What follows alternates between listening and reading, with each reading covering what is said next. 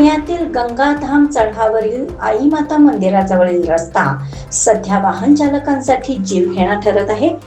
अवघड चढ चढून आल्यानंतर समोरच तीव्र उतार आणि त्यामध्ये पडलेले मोठे मोठे खड्डे यामुळे वाहन चालकांना अक्षरशः कसरत करत प्रवास करावा लागत आहे.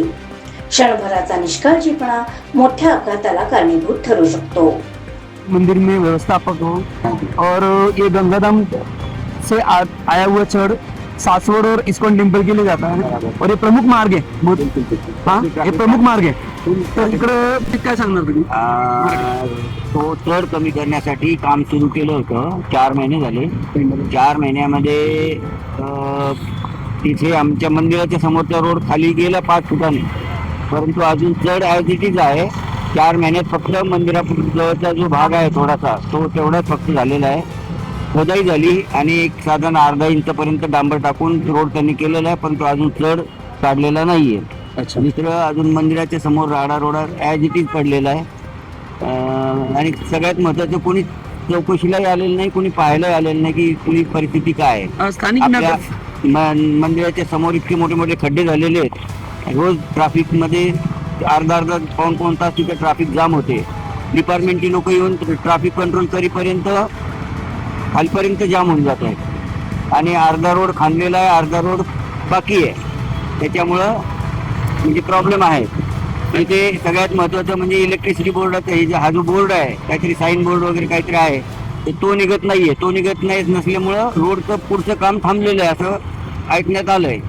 आता हा इलेक्ट्रिसिटी परत सगळ्या केबल या जमिनीमध्ये असेच आहेत. केबल जोपर्यंत काढले जात नाही तोपर्यंत रोडचं काम सुरू होणार नाही असं पण सांगितलेलं आहे. त्याच्यामुळं हे काम जवळजवळ महिन्यापासून तर बंद पडलेलं आहे. अंकल, आता इकडे हा तुम्ही बघताय गंगाधाम पासून येणारा चढ आहे आणि एकदम चढ चढल्यावर एकदम तीव्र उतार देण्यात आलाय आणि तीव्र उतार देऊन इकडे अख्खं पाणी साचलंय. किमान 2 ते 3 फुटाचा मोठा खड्डा आहे. पाणी मंदिराच्या 4 पायऱ्यापर्यंत पाणी जमा होतं. पाऊस जर सुरू झाला की मंदिराच्या 4 पायऱ्यापर्यंत पाणी जमा होते. लोकांना मंदिरात येता येत नाही, रोडवरनं पण पास होता येत नाही. इकडे प्रचंड सकाळी संध्याकाळी दुपारी भाविक येत असते. भाविक सकाळी आणि संध्याकाळी फुल रश असते. 1 ते 4 आपलं मंदिर बंद असतं, बाकी चालूच असते. तर प्रशासनाला काय आवाहन करता तुम्ही? काही नाही भाऊ, आता 2 महिन्यात आमचा नवरात्रीचा उत्सव आहे. 2 महिन्याच्या आत हे सगळं व्यवस्थित साफसफाई झाली पाहिजे. मातीचे ढिगारे पडले तरी उचलले गेले पाहिजे आणि रोड व्यवस्थित झाला पाहिजे. म्हणजे नवरात्रीचा उत्सव आपल्याला व्यवस्थित करता येईल. इकडं बघायला गेलं तर स्थानिक नगरसेवक आहे, आमदार आहे, कोणी आलं होतं का इकडं किंवा महानगरपालिकेचे कोणी अधिकारी येऊन भेट देऊन गेले? बाळासाहेब ओसवाल येत होते, ते त्यांचे लक्ष पण होतं, ते काम करून पण घेत होते. पण त्याच्यानंतर आता हा जो राडा रोड आहे याच्यासाठी काही कुणी आलेलं नाही.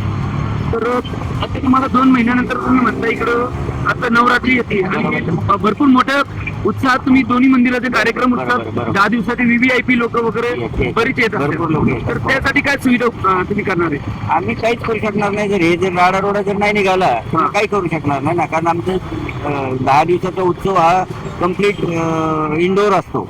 वरती मंडप वगैरे टाकून करावा लागतो. पावसामुळे अडचण असते. आता ही जर अशी परिस्थिती असेल तर मग फार अवघड होईल. अजून आई माताच्या समोरचा जो चढ आहे, जो रोड आहे, तो खांदला गेलेला नाहीये.